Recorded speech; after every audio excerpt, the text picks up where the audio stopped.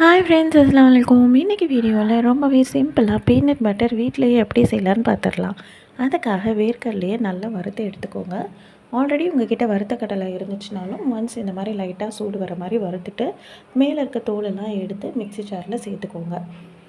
இதை அப்படியே மூடி போட்டு ஒரு 2-3 செகண்ட்ஸ்க்கு இந்த மாதிரி கொரன்னு அரைச்சி எடுத்துக்கோங்க ஃபர்ஸ்ட்டு. அதுக்கப்புறம் மறுபடியும் அரைச்சி எடுங்க. நல்லா அரைக்க அதுலேருந்து எண்ணெய் விட ஆரம்பிக்கும். பாருங்கள், கொஞ்சம் கொஞ்சமாக டைட் ஆகிட்டே இருக்குது. இப்போ 3வது வாட்டி நான் போட்டு எடுத்துகிட்டு வந்திருக்கேன். எனக்கு இந்த அளவுக்கு டைட்டாக இருக்குது.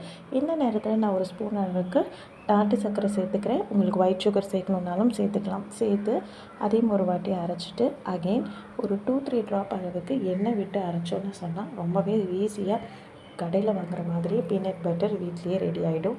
இதை சப்பாத்தியில் ஸ்ப்ரெட் பண்ணி சாப்பிட்லாம், பாலில் மில்க் ஷேக் மாதிரி பண்ணி சாப்பிட்லாம், இல்லாட்டி இதை மாதிரி ப்ரெட்லேயும் தடவி சாப்பிட்லாம். ரொம்ப எம்மையாக இருக்கும். தேங்க்யூ ஃபார் வாட்சிங்.